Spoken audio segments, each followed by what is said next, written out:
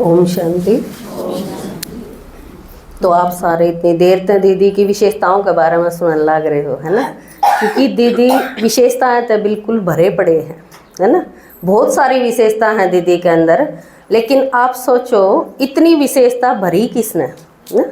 एक बात कहा अगर है ना कि जिसकी रचना इतनी सुंदर वो खुद कितने सुंदर होंगे, ना।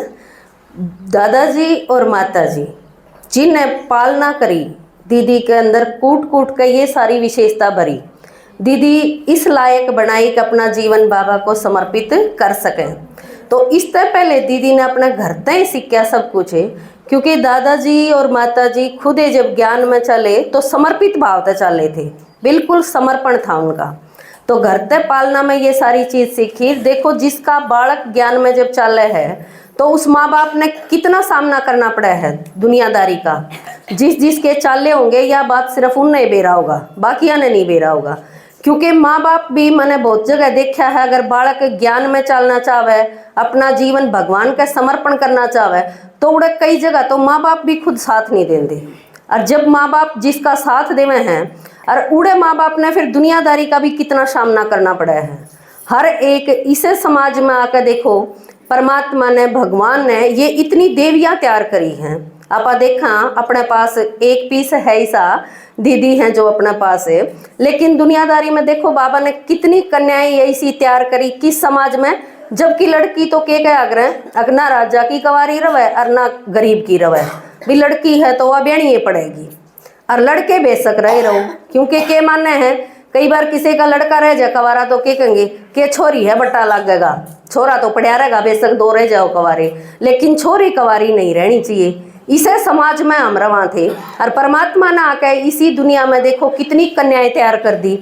और इसके साथ साथ फिर जिस घर में तो जो कन्या जावे है, जिस तरह दीदी हैं, तो दादाजी और माताजी ने कितनी सुननी पड़ी होंगी, कितना कुछ सहन करना पड़ा होगा। तस्वीर तो पहले उनकी बन ली ना। और इसके साथ साथ फिर दादाजी और माताजी ने एक बात भी दीदी के ऊपर नहीं आन दी होगी। कोई कुछ कहे तो आगे तो जवाब देने खातर वे खुद तैयार थे इस चीज का। क्योंकि संसार ऐसा है, ज्ञान अज्ञानी तो कम है, वो तो कमाएंगे के कह दे अग ब्याह ही ना जाती के ब्योत को नहीं इसका बिना ब्योत आले भी ब्याह दे अपनिया ने किते तभी लिया कर क्योंकि भी कर करा कर न चाहे अगले उड़ा पर आकर ले जाओ, कुछ भी करो। और इसके साथ साथ दूसरी चीज, दीदी तो जॉब करा करते, नौकरी करें थे दीदी। दूसरी या भी सुननी पड़े बेटी की कमाई खावे हैं। कितना मतलब देखो दादाजी और माताजी की जो तपस्या थी, जो त्याग था दीदी के प्रति, सुनना यो सब करना। इसके बीच में दीदी मतलब एक निश्चय के ऊपर खड़े रखना, अच्छे कोई कुछ भी कहे हम हाँ तेरे साथ, तने किसी का कोई दबाव मानने की कोई जरूरत को नहीं है। क्योंकि 17-18 साल की लड़की होंगे ये सब लाग जाए कहने, रिश्तेदार भी, गांव के भी और अड़ोसी पड़ोसी भी ब्याह दो देख लो इस खातर।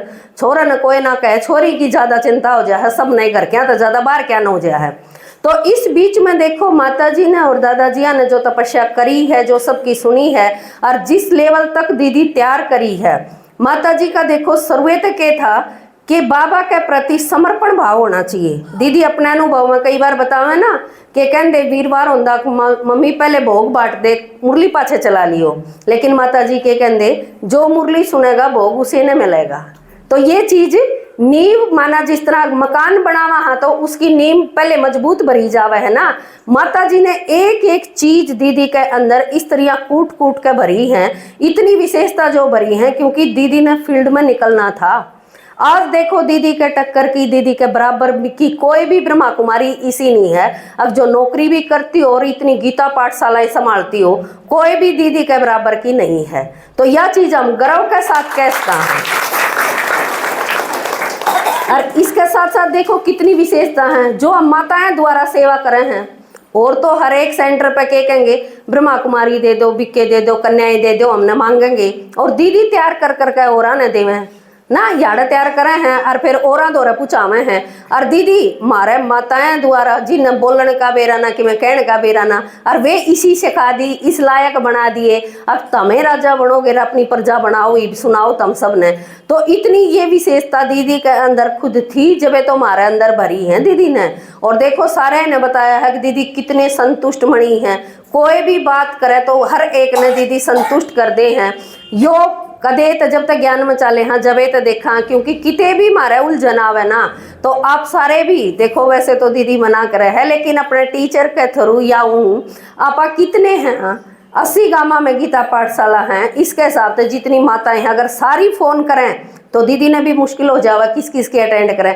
फिर भी माताएं बहुत ज़्यादा फ़ोन करें हैं, मैं जितना हो सके कम से कम कराया करूं, जितना हो सके अपने आप सुलझाने की कोशिश कराया करूं, या फिर दादाजियाँ के पास, क्योंकि सोचा करूं दीदी का टाइम बहुत कीमती है, बहुत वैल्यूबल है। तो अपनी सारी समस्या दीदी ने नू सुनावांगे तो दीदी किस किस की सुनेंगे, तो कुछ दादाजियाँ तक शेयर कर लेवे या कुछ अपनी टीचर तक कर लेवे, फिर जो बात ना सुलझ पावे वो दीदी पे सोल्यूशन ले सका हम, तो इसमें दीदी ने भी थोड़ी आसानी रहेगा। हमने सोचना चाहिए, देखना चाहिए।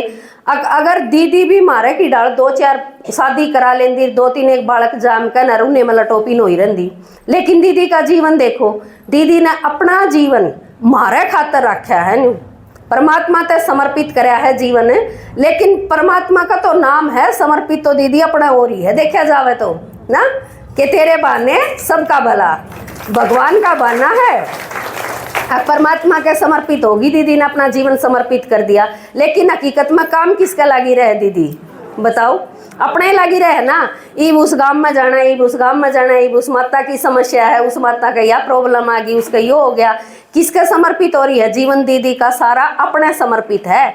तो देखो दीदी की तरह तो हम नहीं बन सकते, लेकिन जितना हो सके हमने अपनी समस्या का समाधान खुद ही ढूंढना है। जो बाबा ने बताया है कि कारण नहीं निवारण निकालो, ताकि हम दीदी ने थोड़ा सा आसान जीवन दे सका, क्योंकि दीदी ने बहुत बिजी रखा हाँ, और समस्या अपनी बता कर ने, और दीदी ने फिर सबकी सुननी पड़े। लेकिन दीदी के अंदर यह विशेषता बड़ी गजब की है, दीदी एक बार सुनेगी उसका समाधान बता के फिर भूल जाएगी। मैं कई बार पूछूं दीदी वह बात नहीं थी, बोला मैं जब बुला दिया करूँ, मैं ज़्यादा टाइम याद नहीं रखा करती। तो देखो कितनी बड़ी विशेषता है, नहीं तो अपनी सारे की समस्या दीदी आड़े बुद्धि में धरे रहे तो कितना बोझ हो जाओ दीदी के ऊपर। तो यह विशेषता भी बड़े गजब की है दीदी के अंदर, कि दूसरे की बात सुनी, उसका समाधान बताया और तुरंत उस पर बिंदी लगा दी। नुए हमने भी बनना चाहिए दीदी की तरह, नहीं तो हम कुछ तो करा, कुछ तो मददगार बना यज्ञ में, क्योंकि जो करेगा सो पावेगा। तो दीदी की विशेषताएं न देख देख कर दीदी यूं करे हैं, दीदी यो काम करे हैं, दीदी यो करे हैं, हम भी अगर कदमा पे कदम रखते चलांगे ना तो इस गीता पाठशाला का नाम रोशन कर देंगे। और दीदी के कारण हो ही रहा है, हर एक जगह ये बड़म बाड़े हैं, बड़म्बे की गीता पाठशाला है। और देखो दीदी कितनी माताएं के अंदर कितना उमंग उत्साह भरे है।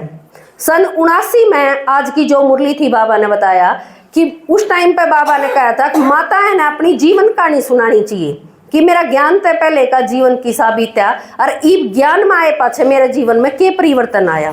आज की जो मुरली थी बाबा ने उसमें बताई, इतने टाइम पहले जो बात बाबा ने कही उस पर अमल किसने कराया। हर एक सेंटर पे तो नहीं यो मौका दिया जाता जितना आड़े दिया जावा, चाहे हम 2 बात बोला चाहे 4 बात बोला, लेकिन बोलने खातर हर एक उत्साहित कराया जावा है, प्रेरित कराया जावा है कि आप एक बार माइक लेकर बोलो, तो कुछ तो बोलो, ओम शांति तो कहो, कि में तो बोलोगे। और जब हम बोलना सीख ले हाँ तो फिर हमने सही बोलना ही आ जावे है, और उसमें तो दीदी है ना छाटन में आसानी हो जावे है, अब ये सही बोल पावेंगे और ये थोड़ा कम बोल पावेंगे। तो दीदी तो हमने दीदी के समर्पित का दिन है, जो इस पर हमने यह प्रेरणा लेनी है कि दीदी ने हम कम से कम अपनी समस्या बता के कम से कम कोशिश करा, दीदी ने अपनी समस्या बताने का कारण का निवारण हम खुद निकाला और दीदी के कदमा पर कदम रखते हुए हम आगे बढ़ते चला। ओम शांति।